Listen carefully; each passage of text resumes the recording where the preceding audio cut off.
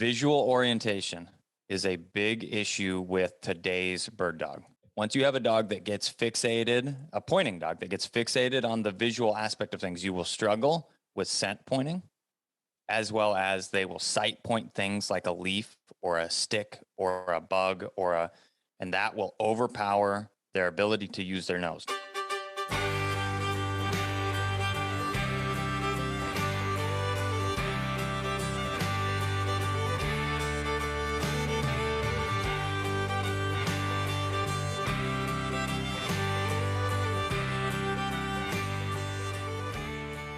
Hey everybody, welcome back to another episode of the Dogbone Podcast. This week, got something special for you.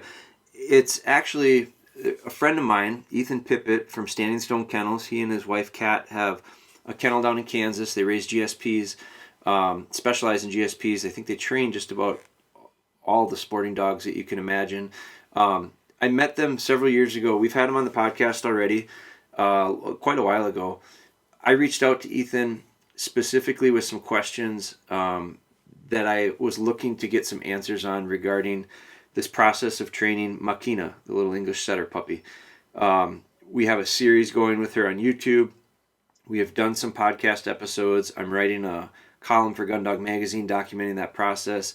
The guys have the video series going to our training library on our website. It's been a very interesting thing for me. Learning a lot, and so what I'm excited about is the impacts that this training this dog will have, not only in the future, which I'm assuming there will be at this point. I'm assuming there will be more setters in my life. I'm really having a lot of fun with this, but I also think it's going to positively impact the retriever training that we've done for so long. Am I going to make drastic changes? No, not at all.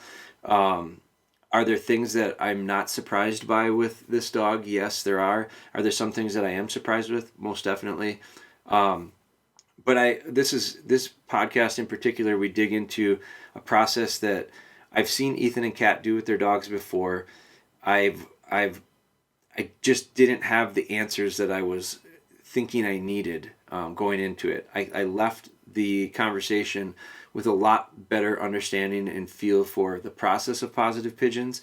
I think there's value in it. It's something that we actually did recently. That'll be part of our series. We did it at our first workshop last weekend.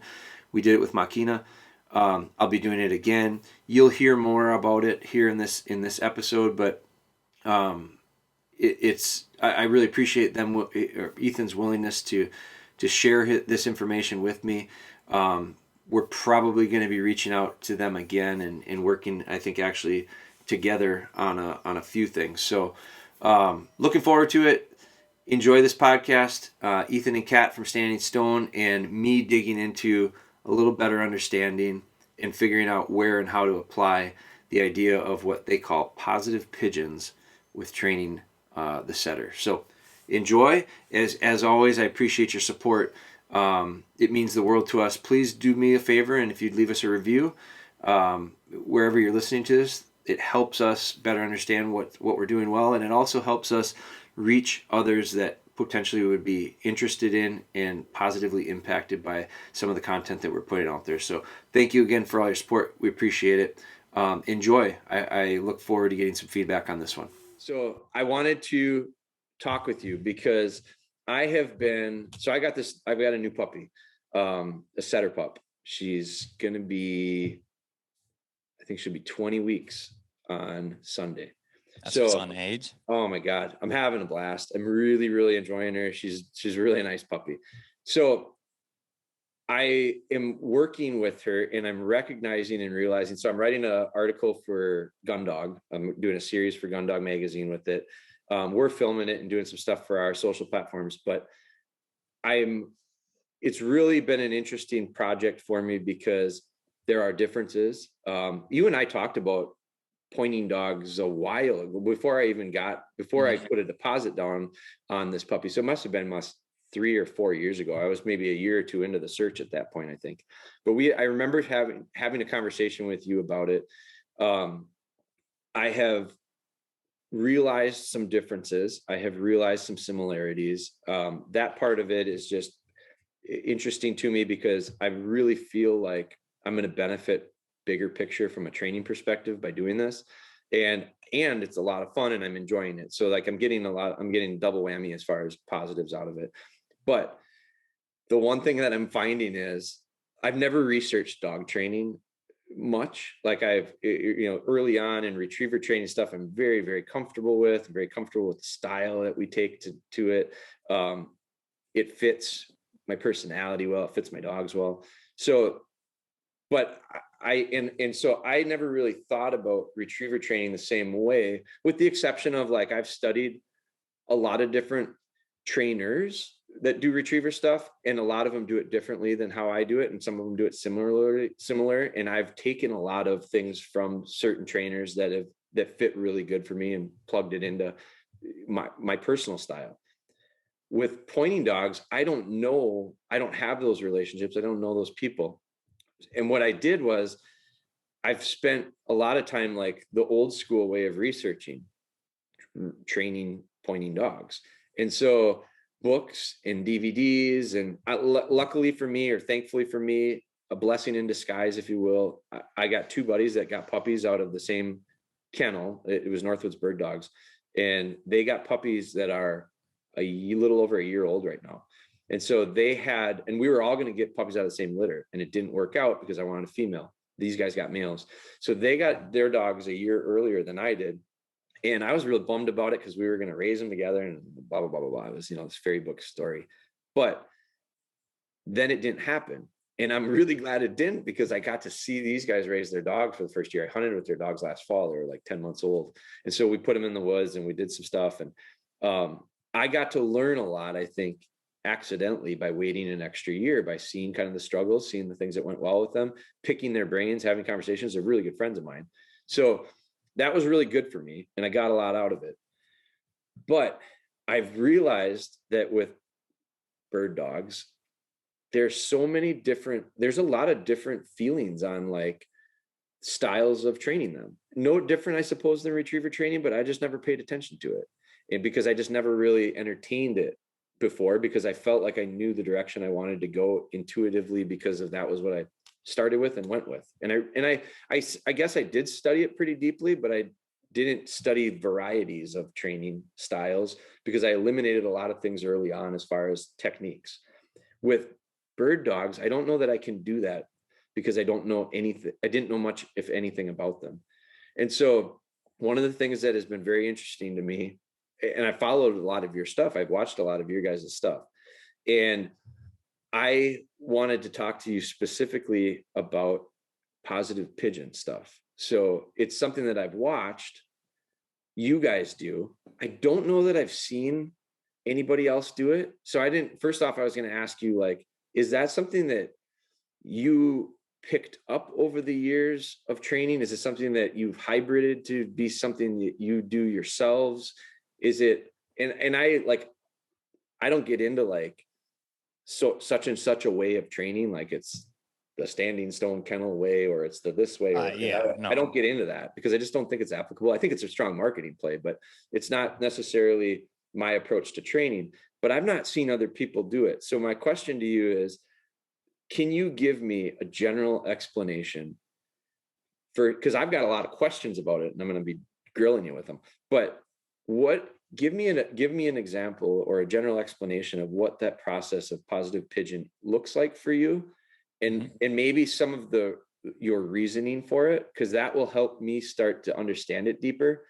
And then I've got this list of questions, but I don't know that I want to ask any of them until I start to have you kind of unfold that for me and open that up. Sure. So first and foremost, I did not invent this. Like most things, this wasn't something that came to me, and I'm trying to look up what the gal's name is right now. It's a lady that trains setters, actually, from North Dakota.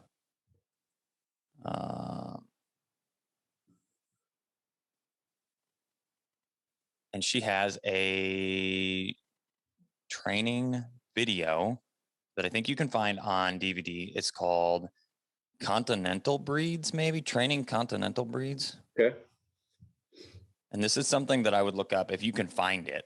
God, I want to go. Give me 1 second. I'm going to go look at it. I got a DVD over here that I can't be yet, but hold on.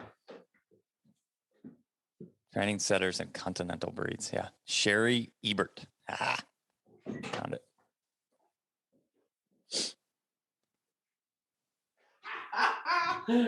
Oh God. You got it? You're never going to believe it. I got the damn thing right here. Have you watched it? Probably not. I'm going to be honest. I'm going to be honest with you. So I just grabbed this thing. So I got a shit ton of these videos that, I got a whole drawers of them over there. So I don't even want to tell you what. I got to watch it again, I guess. So I watched it once. Yeah. And I'll be honest with you, I got to see it because I remember watching it. I actually did. It's a 90-minute video. So I watched it and I think I turned it off. I think I couldn't get through it. And I was like, great. I mean, all of them. If you go back to any of them from that time period, it's like, what are we doing here? You know, I don't mean it disrespectfully because I should watch it again. It's way ahead of the times, right? For them, that was what was available, but it's still not helpful. Yeah. I say not helpful. I learned things from every single one of them. I've got one that, and not to pick or be disrespectful. These people have done a ton, right? And they put their time and effort and money into producing these things way back in the day when it was stupid expensive then. But what's his name? Honky Tonk Attitude. Have you heard this pointer? You heard of Honky Tonk? No. Okay. So Honky Tonk is an English pointer, and he's mostly white. And it's Scott Miller, maybe. Honky Tonk Attitude is the dog. Scott Miller, trained and handled by Scott Miller. Okay. So kind of this is a tangent story, but there's a gentleman that I ran into guiding down at a place in Texas, a bigger ranch down there in Texas. And he goes, I got this dog from a gentleman and trained it as a puppy, and it was, kind of a washout or something to that effect. And then it ended up going to this other guy, and it was a late bloomer. So like 2-3 years old, this dog turns it on. And I don't know if this is exactly it, but it's something to this effect. And like this dog turns it into what is Honky Tonk Attitude. And there's very few pointer guys, if you talk to pointer guys, that wouldn't know who he is. Okay. Huge field trial guy, bred it to everything. There's Honky Tonk pups everywhere. And people that are like, they're Honky Tonk pups if it's got Honky Tonk like 12 generations back, right? They're still selling on the name. Sure. Anyhow, so Scott Miller's got a training DVD similar, and it's not great. But similar concept, like it's like, this is so hard to watch. Like this is bad training. This is not even good stuff. But this guy has won trophy after trophy and national champions and all of this stuff, right? So obviously, some of it works, but is it more about we had a dog that had the things and was forgiving enough to deal with the poor training? Or is it truly like there is some benefits to these drills and we need to watch it at least to go, I can read. This is the thing that I pull from most of them. And I make my employees down and watch some of these as well and say, all right, so watch this. We're going to take notes and you need to tell me what you see here. All right, let's pause. What do you see after that session of this? And they're like, that dog looks confused. I'm like, yeah, it does. Yeah. So, being able to read dogs and you pick stuff up from every DVD or training video or anything you're watching, you will learn what it looks like to train dogs, which is why this is the next tangent with this. I always recommend anybody that's trying to train their dog themselves to video their training sessions and watch them because they will pick out what they're doing wrong because they're used to watching people do it right, or at least they've seen enough of it, people doing it right. So all of that being said, positive pigeons, it's kind of a slight spin off of what she does in that video, but it's similar-esque. And she utilizes pigeons, if I'm remembering it correct. It's been a while since I watched it, but she utilizes pigeons basically to build, drive, and desire. And she's got big open North Dakota prairies. So let these dogs chase birds. And when they come back, they get another one. So it kind of builds confidence and excitement about birds, as well as builds cooperation. A dog that's willing and understands we've got to kind of work together to continue to play the game. And it does it all naturally. I'm about dogs wanting to do what we're doing.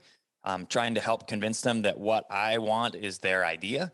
And when they figure it out on their own, it seems to stick better.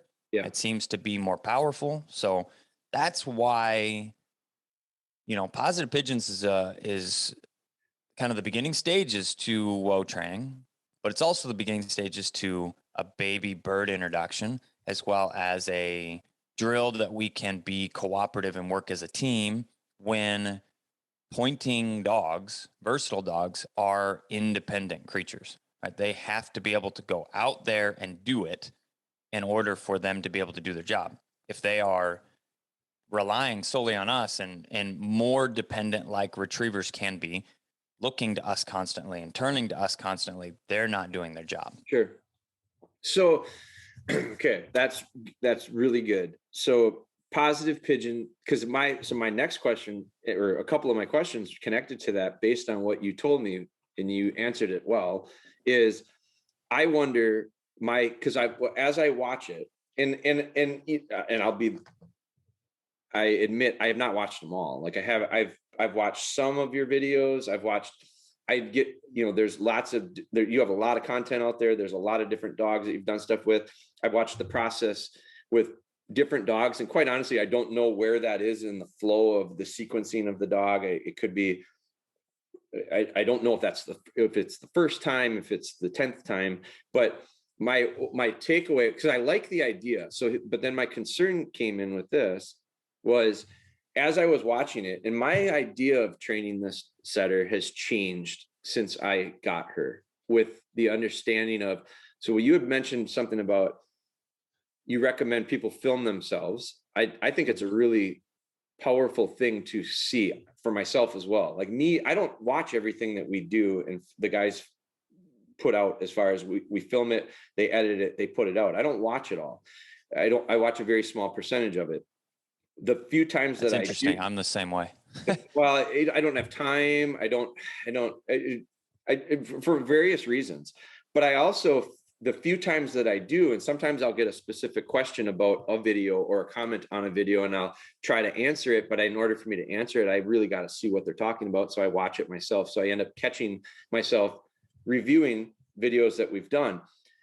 And I'm reminded when I do that of, that is interesting. I didn't catch that live. Like I didn't catch it when I was there. And so what I think is valuable about the idea of watching yourself in training from a video standpoint and rewatching is, I've noticed that my perspective is very different. Literally, my perspective, where I'm standing above the dog and looking at the dog and working with the dog, versus I'm standing back at 20 yards looking at the dog and working with the dog. That perspective is so dramatically different that I don't see the same things because of my point of view, that I recognize when I'm watching it from 20 yards away. Oh, I didn't even notice that. I should have, I didn't catch that from where I was standing above the dog. And so I learned from watching that about myself stuff. I learned about the dog. I miss things. My eye might be caught over here looking at something, and the dog did something and I didn't see it when I was standing next to it. But as I'm watching it from a distance, I can see my head's that way. I didn't see it. I see the dog respond. I go, why didn't I respond to that? It's because I didn't see it at the time. So I think there's a lot of value to that. When I watch your videos, as a pick and choose type watcher, I'm in the evening and I decide I'm going to watch, I've got a question in my mind. So I Google it on YouTube and I pop a video of yours up and I watch it. It's an overlooked thing that YouTube is a search engine. So search for the things that you want. Totally. Yeah. And so when I do that, I all of a sudden bring up I bring up this positive pigeon exercise and I'm watching it and I'm not recognizing if there's a lot of context missing to it. And so I'm looking at it because, is this a drill that you're doing to introduce a dog to birds? Is this a drill you're doing to introduce a dog to the concept of woe or steadiness? Is this a concept that you're introducing a dog to build the drive? Like you just told me, it was kind of all three of those things in a way. And I'm looking at it and I didn't realize that until I hear it from you directly, specifically talking about this. But then I look at it and I go, because I've waffled on it. I love the concept in a lot of ways, but then I thought one of the things was worried about, and this is what's interesting about me training a setter right now, is You can worry about shit all you want, but until you're wearing those boots, until you're in that position, until you're in that moment, it doesn't really connect. Like it doesn't, you don't really feel it. Like it's like, you know, I use this analogy a lot. When I worked in construction, old guys that I worked with had bad backs and bad knees, and they would come into work and bitch about it and tell me how bad they were and sore, and you know, taking all kinds of medication to try to get through the day because they were hurting. And I looked at it as a young guy who didn't hurt at that point. I wasn't at that point in my life, and I was faster than they were, and I was lifting more than they were, and I was looking at these old guys. At the same time, I had a bit of sympathy because I felt bad that they were hurting. But until I hurt my back, I didn't realize how bad that really was. And then I hurt my back, and then I went, holy fuck, these guys have been living like this for years and doing this job. And I had, I'm sorry for your back hurts, but hurry up and get that shit over here. And in reality, I didn't feel it until I felt it. And so with this dog, I can watch all these videos I want. I can watch all the YouTube I want. I can read all the books I want. It all makes sense and gives me like a little bit of a movement in the right direction. But until you literally put your hands on the dog and you put your feet on the ground and you're in the moment and the timing needs to be good and all that stuff, I don't understand. You can't understand it until you get there. And then when you get there, you have different questions. And so these questions are what I'm asking, because I'm nervous about going into this. I'll put it out there completely, because I had this conversation with Jerry Coulter, who is the breeder of the dog, and I tiptoed around it. And I remember, I recognized after I tiptoed around it, I'm not like, I don't want to put a collar on. I'm not going to train the dog with a collar. So I don't with my retrievers, and I'm not going to do it with this pointing dog. Now I say that very confidently, but I'm a bit reserved with it because I've never done it before, and I don't know if I can. I think I can, but I don't know for sure. So I gotta balance this, confidence and not sound like a jerk and not sound cocky. I don't want to. So, but I really believe I can do it. And so when I'm starting to think, and I'm studying all these people that train these dogs, and I've not found one that does it without a collar yet.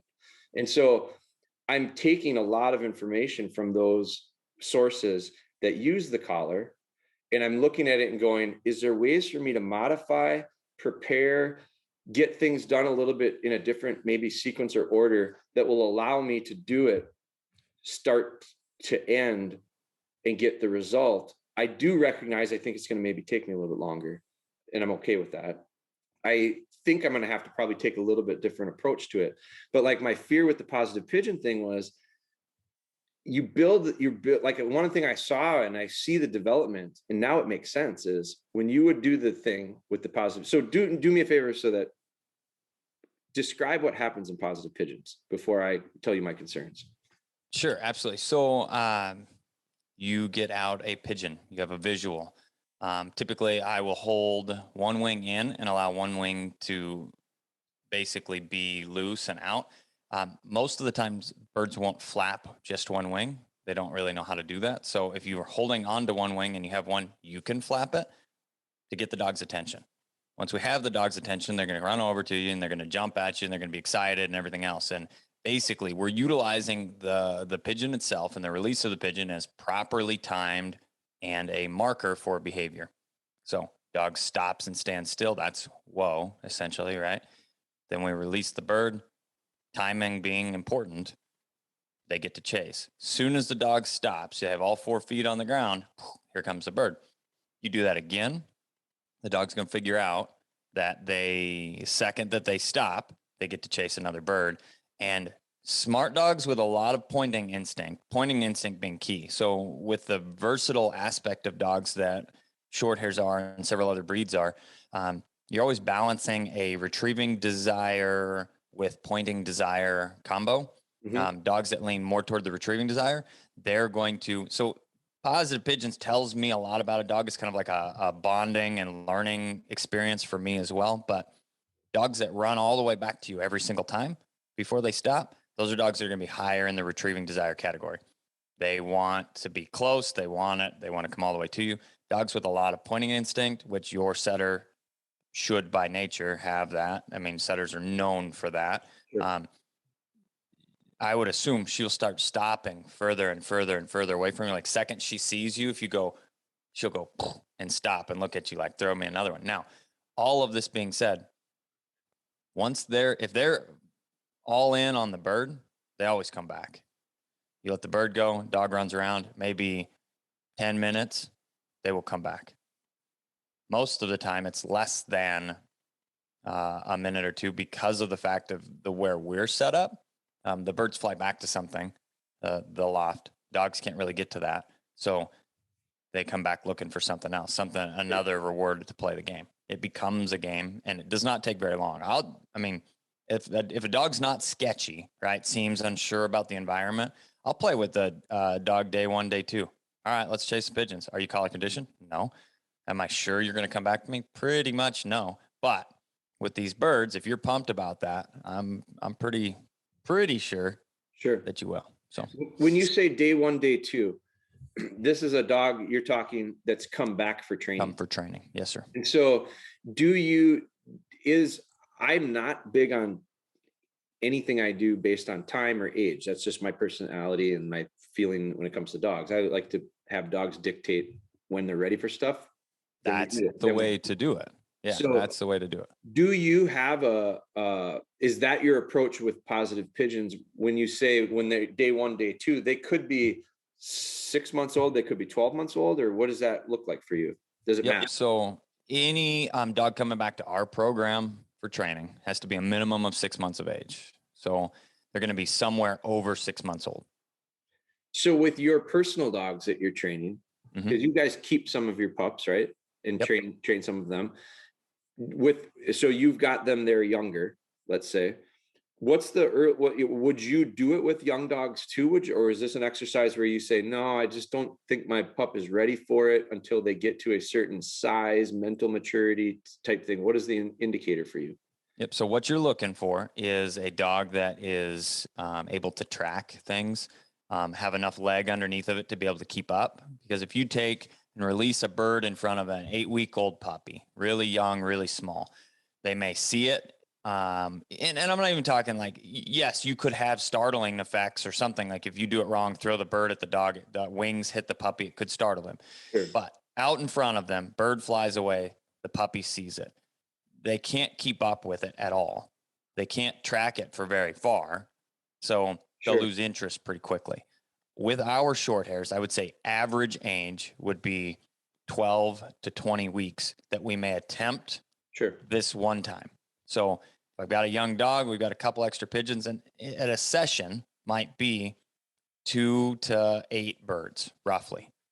And what we're looking for is how the dog reacts, right? The first bird I'll wait till they stop. And the very first bird, I might just dump one to say, look, I have birds and they're cool and you can chase them. And then after that, they never get a freebie again. It would be, you stop and stand there, we release the bird. Now, if you have a dog that runs 5 feet and kind of loses interest in it, they're not ready. Just be done. One bird, move on. If you have a dog that chases a good distance and is excited about it, then you can do that session and build it up to 5, 6, 7, 8 birds, depending on, are they getting better? Are they getting worse? Are they losing interest? Are they still excited?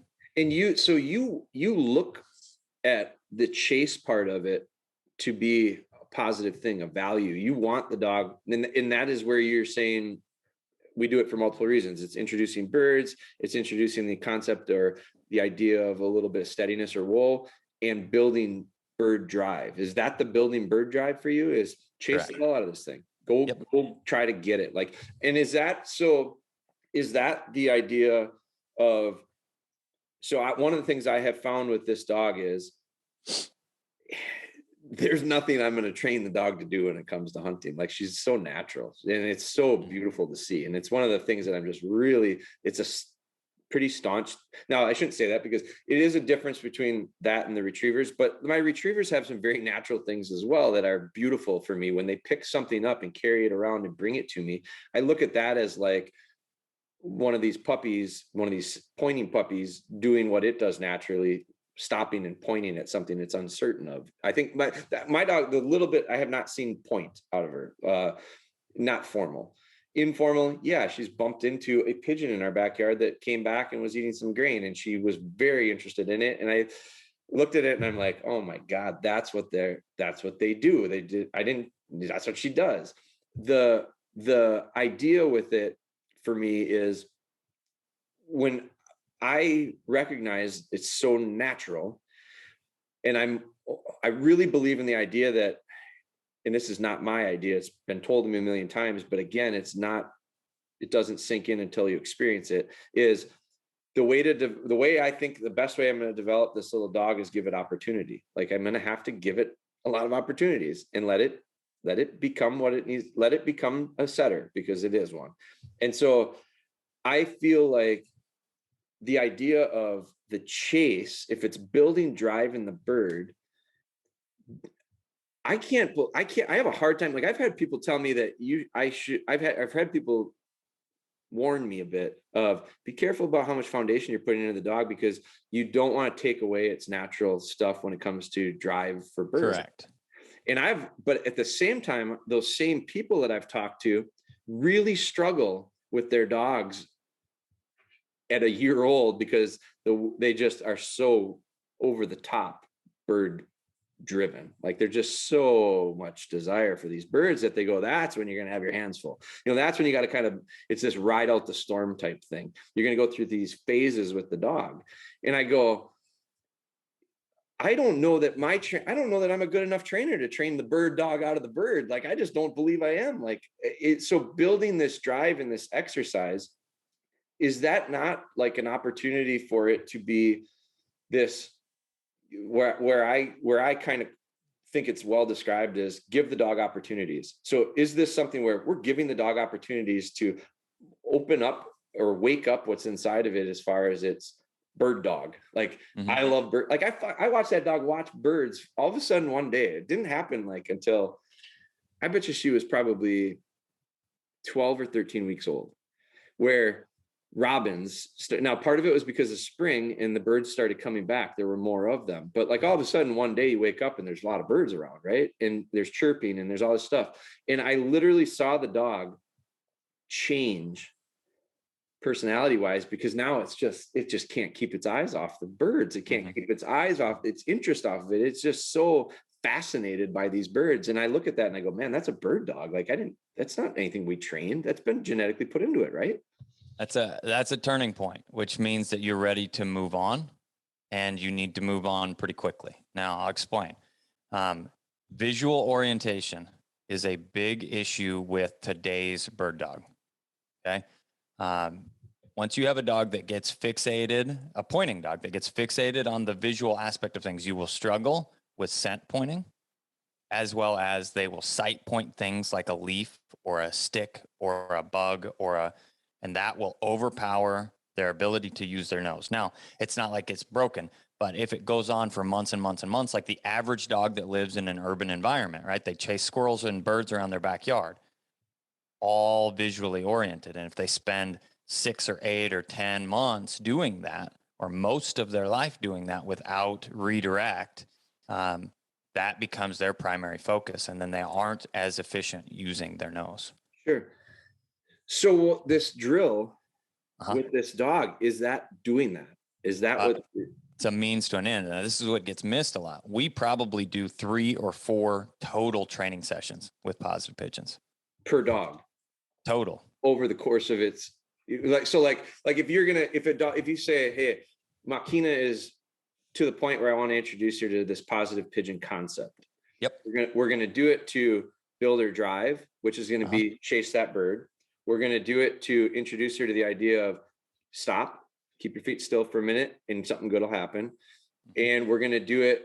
The other reason was, what was your other reason? Whoa training, build drive. Yeah. And then cooperation, teamwork. Cooperation and teamwork, which is come back, which is eventually come back, which is another totally different. This is great, man, because I love this shit. So that's this idea of with the bird dog. I have found that I think one of the biggest things a trainer needs is faith in their dog. Like, I think you have to develop faith in the idea that you have to let them go. And you have to let them go with the belief that they'll come back. And that's a hard thing for some people to do. I've seen people struggle with it. It's confident in your dog. And so that's it's a great topic. We'll talk about it. But so those are the things that Positive Pigeon, but once you get to the point where you're going to do Positive Pigeon training with the dog, you are saying you're going to do a session and see how it goes. If the dog's a little hesitant, you wrap it up. If the dog feeds off of it, and I've seen some of your stuff, because I have seen the change happen in one of your videos where the first time the dog ran off a long ways out of film or out of camera sight, then he came back.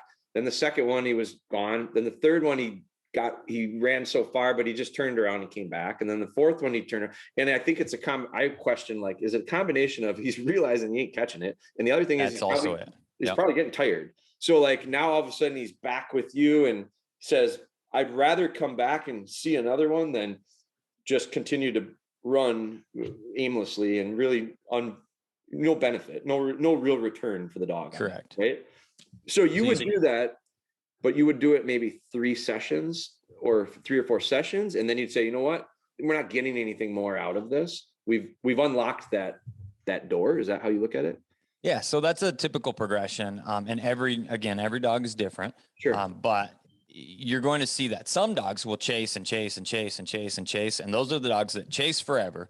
And then they come all the way back to you every single time. That's that really high retrieving. Like if you were to play this game with one of your retrievers, you would see, especially a high drive retriever, you would see more of that response to the game. They're going to run all the way out and then they're going to come all the way back to you. Now you will see, so there's always laws of diminishing return, right? So as we progress something, it gets less useful or can actually teach bad habits. So yeah, we build drive and then the dog figures out, I can't catch them. Well, when they stop chasing altogether, you're completely done with the game because it is supposed to be exciting. They get some reward. Well, if they aren't getting a reward, they just stand there and look at you again. Yeah. Now we're moving into, we invite this game when we move into advanced steadiness. So steady to wing, shot, and fall.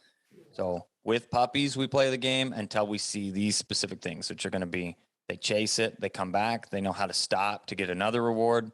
They're doing it with you. You see excitement about it. And that may be anywhere from, you play a session being 3 to 8 birds, depending on the dog.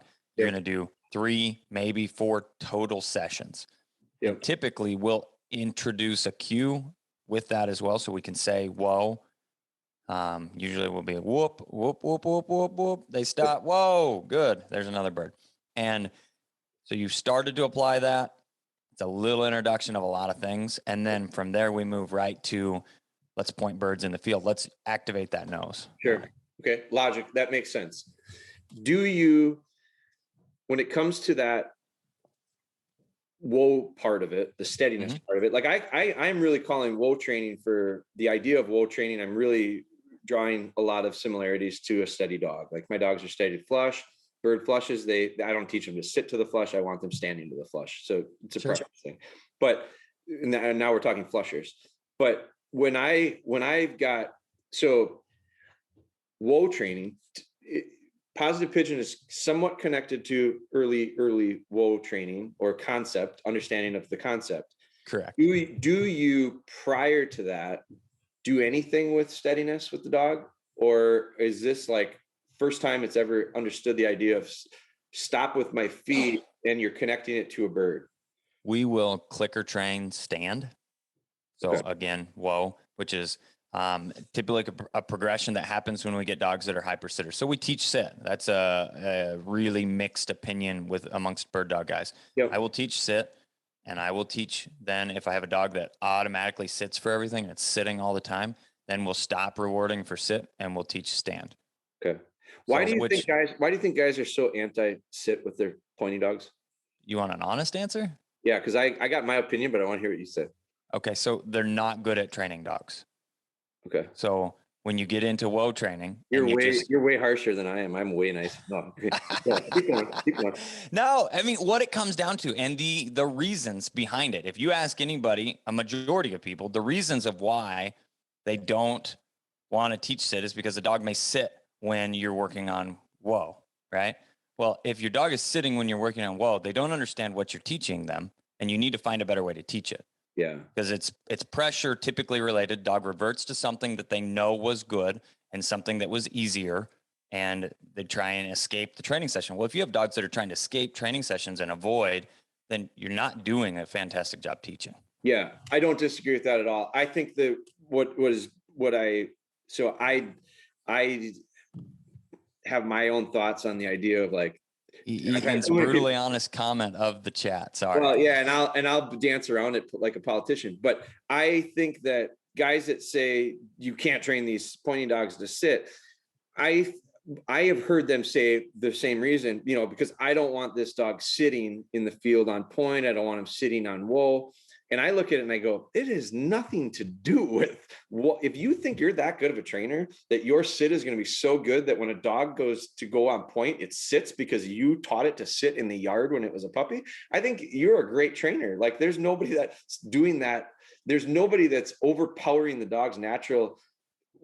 Like when my dog goes on point, when this little dog goes on point, and in that, when I say point very loosely, but when she stops and focuses on what that pigeon that's in my backyard, yeah, she doesn't fucking hear me. Like there is no way that she's got me in her head of like, hey, do this command that I've asked you to do. We're not changing anything with her. Like, so I think it's laughable a bit when someone says that. I personally have not taught this dog. She's going to be 20 weeks. I've not taught her to sit. And the reason I haven't taught her to sit is not because I don't think I could. And it's not because I'm afraid that sit's going to get in the way of anything in the future. It's because she has an innate natural ability and willingness to stand still. Always. She has from when she was 8 weeks old. Like she'll come up to you and staunchly stop. And she looks like a damn pointing dog. And I'm like, you're beautiful. You look exactly like what you're supposed to look like. So I have thought, why would I change that right now? As long as I'm getting what I need. And why do I tell dogs to sit? I tell dogs to sit so they don't move around. Like I want you to be stationary. I want you to be right there. That's where I need you. So I tell my dog sit because I feel like it's kind of a period at the end of the sentence. It's you're done, sit. And you stay there until I tell you to do something different. With her, I've looked at it and went, if she's standing and doing what I ultimately want her to do, because eventually I'm going to teach this dog to stop when I tell you to stop by saying, well, if she's doing that already, no different than a lot of my little retrievers sit very naturally. Like they'll come, I got a 10-week-old puppy behind me right now, and he'll come up to me and he'll sit down and he'll look at me for praise. And he wants, I think it's a very submissive body language thing for him. He's giving in and he's saying, I'm comfortable. I'm going to be right here for a while. I'll sit next to you. I don't tell him to do it. He does it. I praise him for it. This dog, when she would do this stopping behavior, I just finally said, well, then that's fine, but you can't move. So you're just going to stay there for a while. So like, I feel like I'm way jumping the gun with this idea of whoa, but I'm also going, I'm not really putting any pressure on it. I'm looking at it and going, hell, I'll tap into your natural ability and your natural willingness to do it. So that's my reasoning for it. But the idea of, for me, I have done, you do it, it sounds like you do it with a clicker. I have done it with like our heel work. I'm incorporating, so she's not seen a bird yet. She's not done this positive pigeon, which I'm interested in doing it, but I wanted to really dig into this a little deeper. She's not done that yet. But what we have done is I've tapped into this thing with her that she seemed to do pretty naturally. And now I've turned it into, okay, now I'm going to overlay it with the idea of, I'm going to ask you to do what you want to do naturally. So you can start to understand pretty soon. I'm going to ask you to do it when you don't necessarily want to do it. And I hope that behavior sticks because I think we're going to be able to form it. So I've asked her to, essentially my retrievers, I tell them sit at the end of healing. I'd end it with the period. You sit down. And now what I'm doing is she stands. So I end it with a period and I take a couple steps away and then I come back to her and I'm working my way around her and I'm doing it no different than I would a remote sit. Instead, I'm doing a remote stand with her. Mm-hmm. Prior to this whoa, with the idea of, or prior to this positive pigeon thing, but with the idea of, am I getting the cart a little bit in front of the horse? For most people, I think maybe I am, but I want to, my reasoning for it is because when I get to the point where we're adding a lot of distractions with birds and chasing and the idea of birds flushing and flying away and all that stuff that becomes very distracting. My hope is it helps me get that controlled behavior easier, maybe, and it won't be faster, but it'll be in the long run without having to go to stimulating with collar. Sure. And so that's why I'm like shifting the sequence a bit, but not to an extreme, because I know what people are gonna say is you can't do that. You can't put that kind of pressure on. I'm not going to put that much pressure. I'm going to be very baby and massage like with it earlier, with the idea of less extreme, meaning I'm closer to the middle. So I don't have a dog that gets really amped up about chasing so that I got to really put pressure on to get him back under control eventually. I do that with retrievers too. And so that's my thought process with this. But I feel like positive pigeon, my question was, am I creating an issue for myself by doing it? And I don't think so. I think it's actually probably very much on that talk track, like on that line of like, balance it. Don't go extreme. You don't do it. Figure out how to, in this, small, I didn't know if you did it 50 times with a dog or if you did it twice with a dog and called it good. And that's helping some of these questions of mine. So there's a few things, right? So first and foremost, can you train a pointing dog without an e-collar? The answer to that's 100%. I mean, you can do it. I believe it will take longer, and everything in today's life is about how, instant gratification, how fast can we do this, how quickly. I'm about allowing dogs to develop naturally, and a lot of your concerns I eliminate by using an e-collar, right? I don't have to worry about dogs coming back to me. We work through that. Now, as far as teaching everything else and collar conditioning everything else, a lot of those things don't happen until later in the process. So once we have reliable recall, which I have no doubt in my mind that when I hit the button, the dog is going to feel that and it's going to know how to respond to that. And it's going to come back to me. So then we can go out and teach pointing naturally. We use, what I would recommend that you do would be using wild birds. Totally. 100%. If you don't have access to an ample number of wild birds, utilizing electronic launchers allow you to simulate wild birds. Now, a lot of people don't use electronic launchers, in my opinion, properly.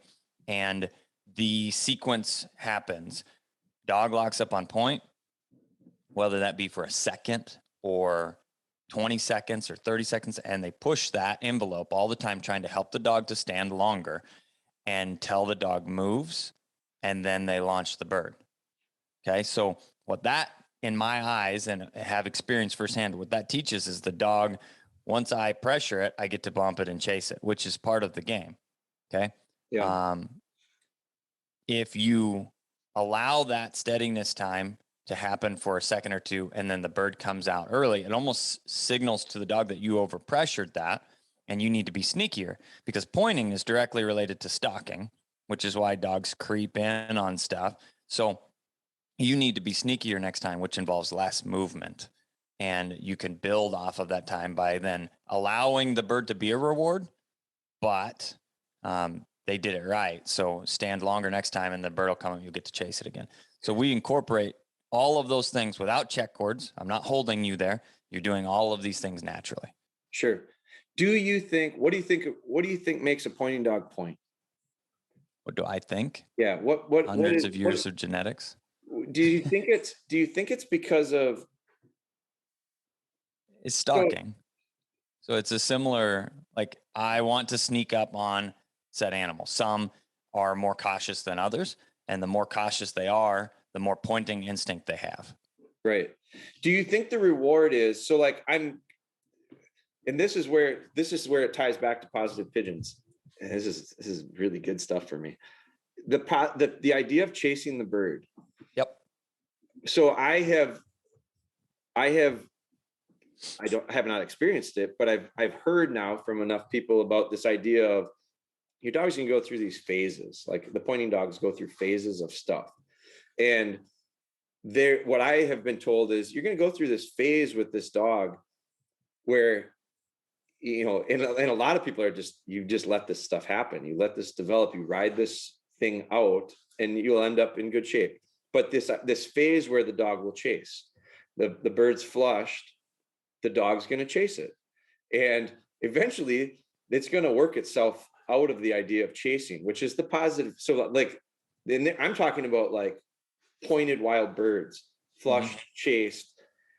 Eventually, and I hunted with my buddy's dogs last year, and we experienced that. Like, dog would go on point, bird would flush wild. You know, we're hunting grouse, and they're challenging. I think if you can make a bird dog on a grouse, you can make a bird dog. The dog will hunt anything, because I think it's a very challenging bird for a dog.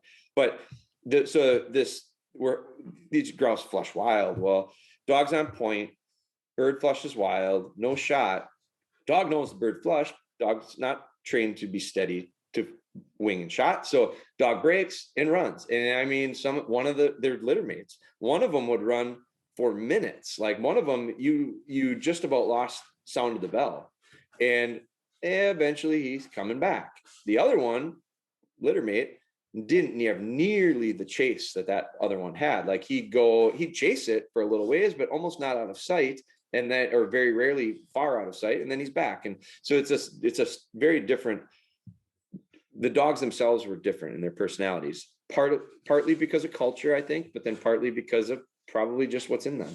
But so this idea of, my one buddy that has the big runner went through that, and he's still going to probably go through it a little bit this year, but he's already, by the end of the season, he was getting better he wasn't going nearly as long and far to try to refine this bird. And so I feel like this positive pigeon thing with me is also an idea of a way for me to control that chase part of it, as opposed to the wild bird part I can't control. So with the training drills, so I look at birds as like really good for developing skills by doing drills, as opposed to hunting a dog is very natural in giving them opportunity. That's that giving them opportunities part of it.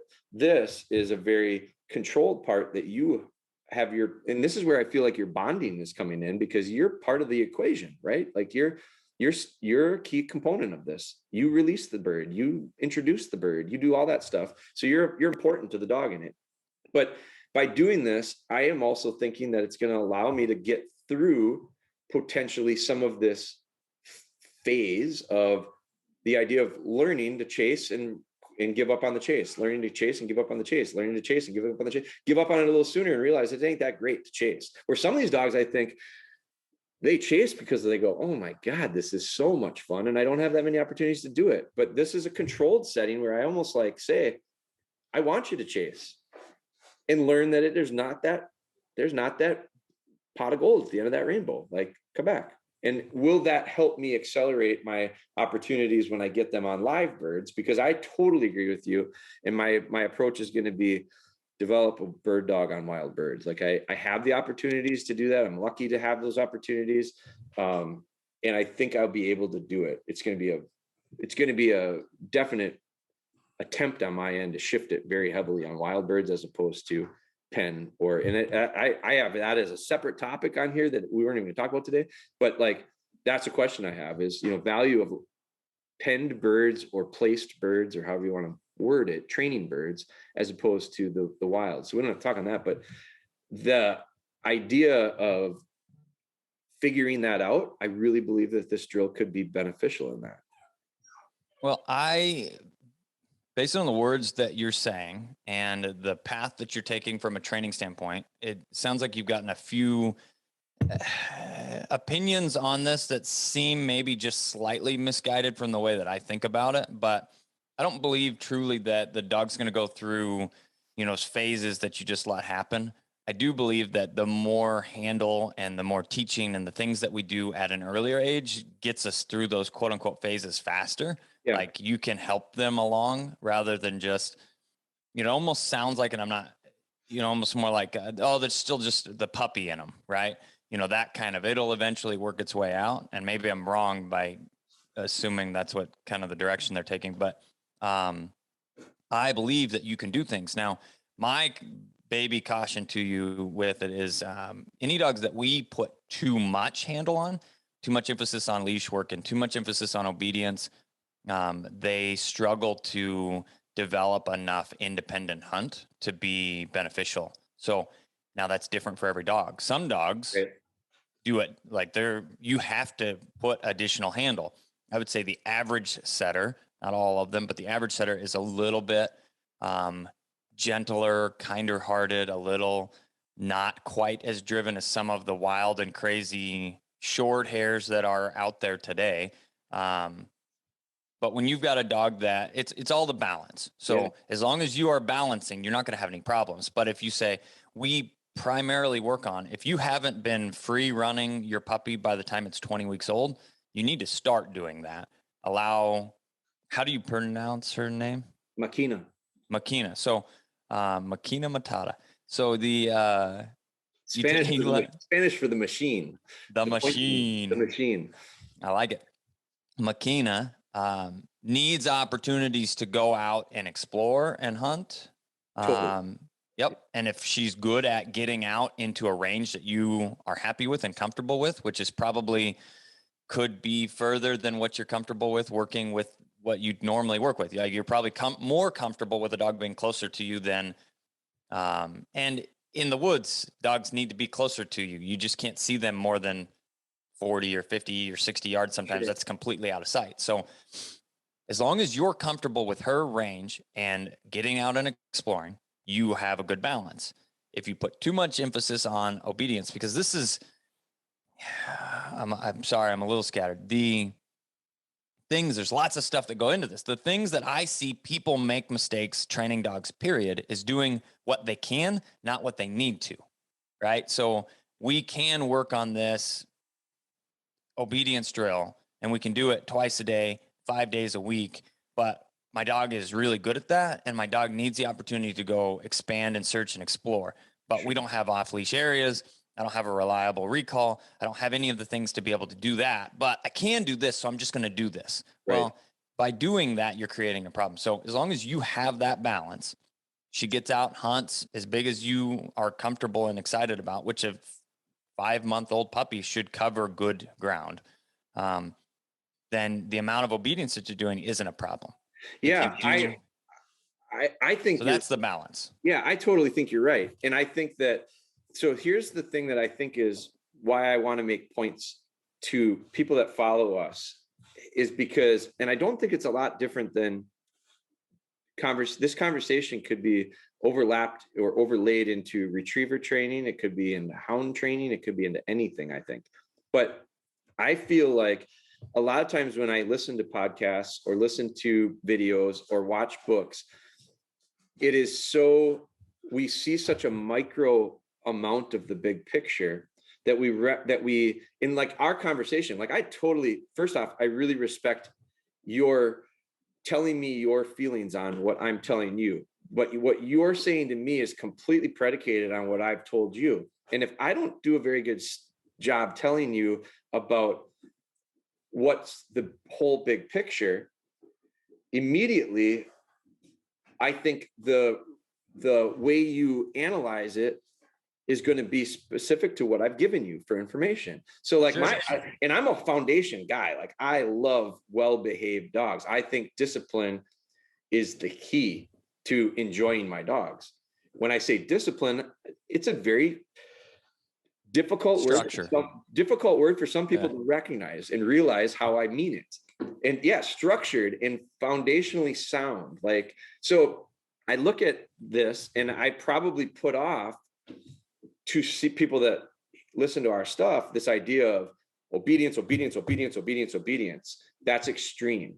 I'm anti-extreme everything. Like I don't like extreme anything. I don't care if it's dogs, if it's whatever. I'm not into it. I like to get somewhere in the middle, man. I like a little bit of everything. And I feel that, so to what you specifically just said. So here's my routine with Máquina.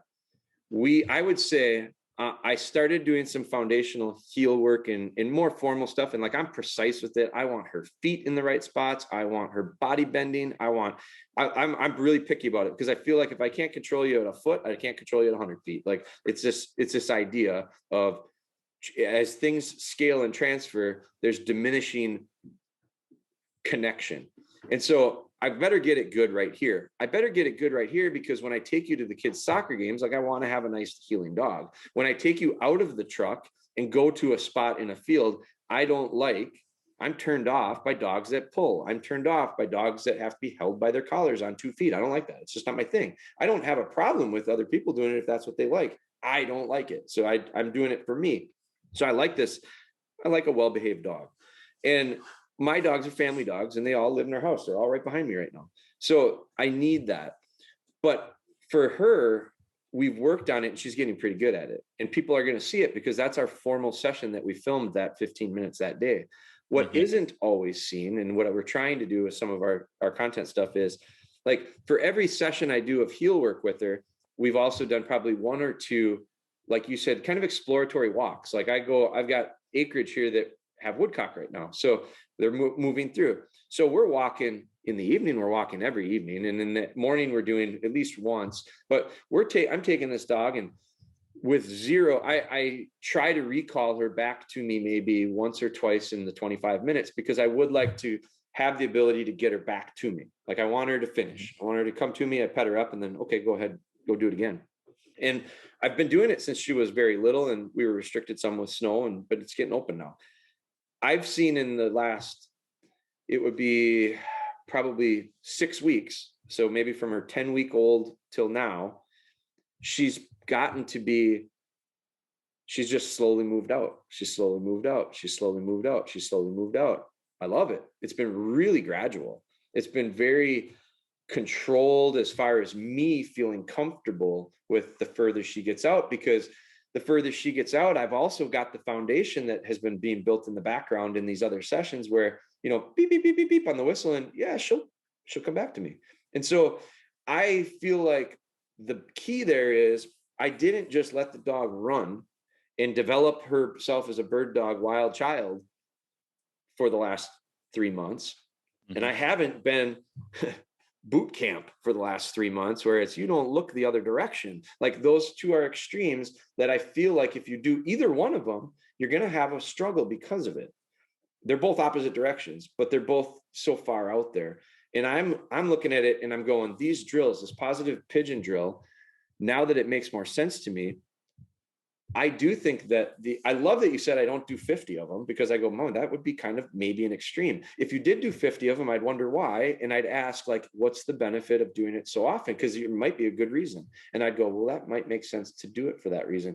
But the idea is like, and I think we have similar thoughts to this. We train differently in some regards, but we train very similarly in most. And I feel like the balance part, the meeting in the middle part, like the not extreme part, makes it, for me, it makes it easier, big picture. Now I there's a lot of like specifics that fall in there that, yeah, maybe they're a little bit different, but I just don't think that's why I love this conversation, because people that are listening to it, I hope go, it's not like, hear what you say and go, yeah, if all you do is foundation, might have an issue with the dog getting away from you a little bit, like wanting to go away from you. But if you just let the dog run like a wild child, you might have a hard time getting it back to you. And I look at it as, I don't want to do that, because I do think that leads to a much stronger need to have the extension of control, whether it be check cords or collars. Like, I was having this conversation with my buddy yesterday. I have not put her on a check collar yet, or on a check cord. And I hate check cords, because I feel like I see people work with check cords and they're afraid to let go, because they know what is going to happen when they do. The dog is it's like a pop bottle that you shook up and you took the cap off, because the dog's been contained in that pop bottle the whole time, and now it's, holy shit, here we go. And it, to me, so I look at it and I go, I like this slow, gradual, develop some control, but allow some freedom, and the freedom is earned based on the amount of control. But it's neither one are like perfect ever.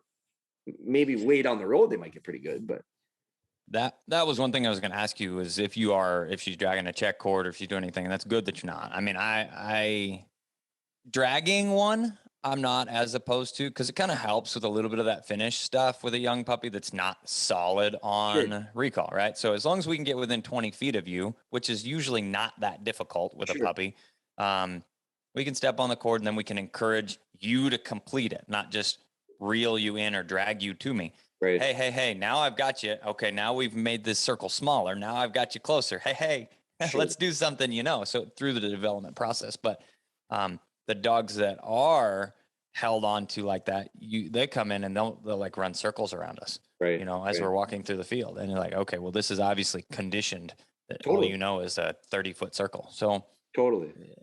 Yeah. And so I just think that it's interesting to me to hear about this drill, because I do think that now I know it's something that I want to do, because I do think it's the upside of it. First off, the potential concerns with it are probably gone in my head now. Like I don't have this fear of, and I literally wrote it down as I'm looking at trying to like work towards the shaping of a behavior early on, as opposed to trying to change it later on. Like that's just my approach in life with dogs. And my fear was, am I rewarding this dog for running, like, or for standing still with the idea of breaking? And I think I don't think that's the issue. Like I don't do fun bumpers with dogs, with retrievers. The reason I don't is because I feel like, especially when it comes, I don't do them because I work to steady dogs up. I don't think steadiness is natural. So I work to steady them up. And I feel like fun bumpers, a little bit of erosion of what I just worked on. So it's like giving a drunk a drink to celebrate, hey, you quit drinking for a while, I'll buy you a drink. I don't think that makes sense. So I like to look at it as, okay, like in the retriever scenario, hey, you're steady for me, you'll get a retrieve, instead of you're steady for me, now you can break. It's just everybody's got different ways of doing it. But it's a 100% valid point. And I utilize, again, a balance, a little bit of everything, and then allow the dog, like you were mentioning before, allow the dog to determine how much of that we can continue or not. So if we have a dog that struggles with desire, or is maybe, a dog that could specifically benefit from that fun bumper, like, hey, I know the steadiness was kind of boring for you, but here's a fun bumper. And I know you're not saying absolutes, but that's where that fits in. But now, if that fun bumper does erode the steadiness work and you now are breaking again, then that requires undue pressure, whatever that pressure is that's applied, undue pressure that could be avoided by just rewarding you for doing it right and eliminating the other. You're exactly right. And you just nailed it, because the other day I had my son's dog back that doesn't retrieve a lot, and he's a great dog. And I literally said, I want you to break. I want you to get excited. I just want you to just get so amped up that we bring back the retrieve in you. So the fire was almost out, and all I did was I put some gas on it, but I didn't let it turn into a burning inferno. I just lit it a little. So you're exactly right. And I never would have thought of that. But like, I used that fun bumper. I just used it differently in a different scenario with a different dog for a different reason. And that's a tool, it's like, so I shouldn't even, that's a really good point that I've probably said it a million times. I don't use fun bumpers. Here's why. So I do use them. I use them in very rarely in certain situations. And it was a great way to unlock that dog for one session in an afternoon. And from then on, I didn't have to do it anymore. So the same thing is applied with chasing birds. So chasing birds is a fun release and a reward for doing a good job. Sure. If we incorporate the positive pigeon game and other games, just experience, right? Dogs learn that I can't chase these for 100 miles, and every dog's going to be different. Right. So dogs with extreme high drive by nature, they're going to want to chase longer. Dogs that are more even keel, like it sounds like your dog is, most setters are, there are extremes in every breed and everything else, but she's going to have a more reasonable chase to begin with and learn, all right, that one didn't go down. But if you discourage the chase too early, I see dogs struggle with a longer mark or a cripple or something like that. They'll pull off of them.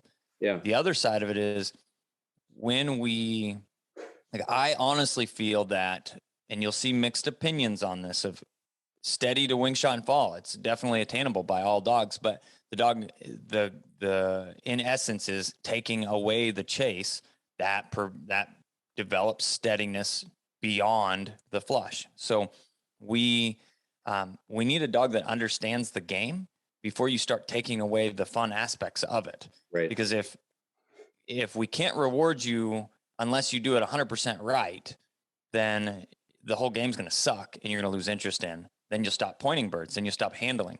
So even if it's not, I'm not even talking about collar pressure. I'm not talking about handling. I'm just saying, well, we prevent you from playing this game.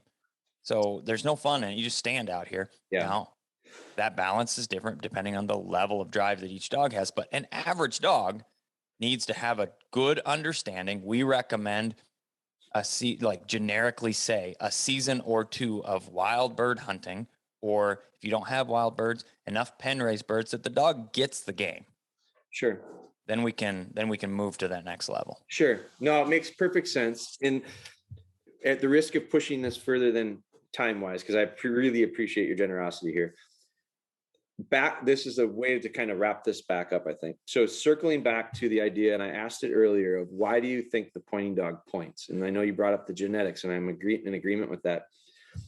And I think that there might be this is a different topic that I put as a note too, because I wanted to ask, it's a question I have for you, but I knew we wouldn't have time for it. But I've got a list of Ethan questions here. So on my notes, but it may be partially due to this idea of different styles of dogs, German style dog, versatile type dog versus what I would call more of that pure, the pointers and setters type dog. Because I do think there's some differences there, obviously. But one of the reasons that what I'm asking in my head is, why is my dog going to point? And I wonder, or I question the reasoning, and I think it's in my favor, because I don't think it's for the idea. I don't think she does it necessarily for the idea of, I want to put a bird in my mouth. My dogs retrieve because they like the idea of picking stuff up and bringing it back to me. I know my retrievers enjoy that. That's a big reward. That's a very driving thing. Turn my washer off there. So, but with the pointing dog, I feel like what I have seen in conversations with Jerry in particular at Northwoods is, and he's told me in his opinion is, that dog lives to breathe in and drink up that bird scent. And so I look at, there you go, you're good now. I look at it and I go, the reward at some point the dog understands, and I don't think it's me training it, I think it's an inherent thing, is a pointing dog points because of the point and the breathing in of that, and the drinking up is how he describes it, of that scent, as opposed to the idea of, I want to go. Now, can they be conditioned to be, I want to go chase it? Can they be conditioned to, I want to flush it? I mean, I've hunted over some German short-haired flushers in my life, and it's like, yeah, but I feel like that and I say that jokingly, but not jokingly at the same time, but you know what I'm saying? It happens. 100%. And I feel like that's the tricky part about the versatile breeds is you got a dog that wants to maybe do both pretty heavily, where I feel like the difference between my setter will retrieve, this little setter retrieves, she's got a pretty halfway decent retrieve. It took a different approach to get it from her. And she's certainly not out of the woods with it yet, but I do see that it's in there, but not in the same way that it is with my labs. And so, but I know that my labs now, I've got a buddy that has a puppy of ours that he hunts a lot of pen birds, and his lab holds, I wouldn't say it points, but it does. And it holds if the bird doesn't move, the dog doesn't move. But that dog, it's a cultural thing, I think, more than anything. And it's a pen raised thing with this dog, and that's fine. But the true pointer, I do kind of believe in the idea of, man, it's that point that really gets her and really is the reward for her. Because I hunted over one this last year that is out of the Northwoods dogs as well. And I walked up on it, and it was the most beautiful thing in the world, on a grouse, had a grouse in a little bit of cover pinned down basically.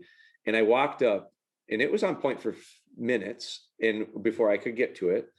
And I walked in and I literally saw it just drooling, just saliva and snot, and everything is just pouring out of this. I mean, it's a statue and it's literally just looks like it's salivating, like it's, it's Pavlov rang a bell, man. Like it's classic conditioning. And that dog is just, and that bird was 5 feet off of its nose. And I couldn't believe it. And it ended up flushing the bird, killing it. He ran out to it, wouldn't pick it up. I sent my retriever who was on heel, picked it up out of the swamp, brought it back. It was a beautiful moment.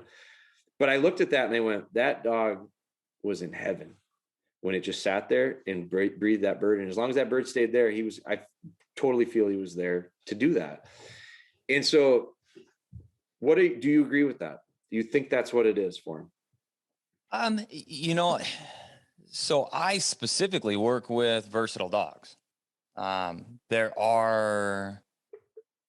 It goes in a couple different things to touch on here. First of all, you're right. That's what they want to do, and that's what's there. The other aspect of it comes down to genetics, like I stated, kind of crassly or whatever. Like genetics. It's genetics. Well, the reason for that too is that the games played and the breeding over the years has been pushed that direction. So if you look at pointer or Brittany or setter specific trials or events, a lot of them don't involve retrieving. That's not a characteristic that's being bred for. Now, there are good ones in all of those breeds. There are exceptions to every rule, right? But it's primarily, I believe, if you go to a pointer trial or if you go to a Brittany club sponsored trial, retrieving is not a requirement. Where versatile breeds, it is a requirement. Sure. And then some versatile breeds specifically take that to the next level and they require water retrieves depending on the tests, right? And then you've got the whole versatile organization, NAVDA, they have a huge water portion of their tests, right? Yep. So all of that being said, it is genetics based, but the dogs that are truly pointers, they want to go find the next bird. They want to stand there. That is what they enjoy doing. So when you fight the versatile game, I always look at it kind of like a needle. I think about the visual of a needle and it being like 180 degrees, half circle, right? So this is what I'm looking for. This is the perfect balance between pointer and retriever. If you shade one way or the other, you're shading more towards a retriever or more towards a pointer. Sure. You lose retrieving desire or you lose pointing desire. Sure. Right? Yep. So we're always looking for that straight up and down with the emphasis shaded toward pointing dog if that is an opportunity. Like I don't shade more toward the retrieving aspect of things because then you have dogs that you have to teach how to point. Right. They don't want to do it. They do. They're German short-haired flushers or German short-haired retrievers. And that applies to all versatile breeds, but it's not something that's enjoyable for me. I want a dog that wants to point and I want a dog that wants to back. Those are two things that are way easier to work with when they're bred into a dog. Sure. And that's totally makes sense. And I feel like that is a perfect way to wrap this conversation because it totally leads into another rabbit hole that I'd pin you down for another couple hours. But, and I'm fascinated more and more by the breeding. You listen to Hunting Dog Confidential? You listen to that podcast?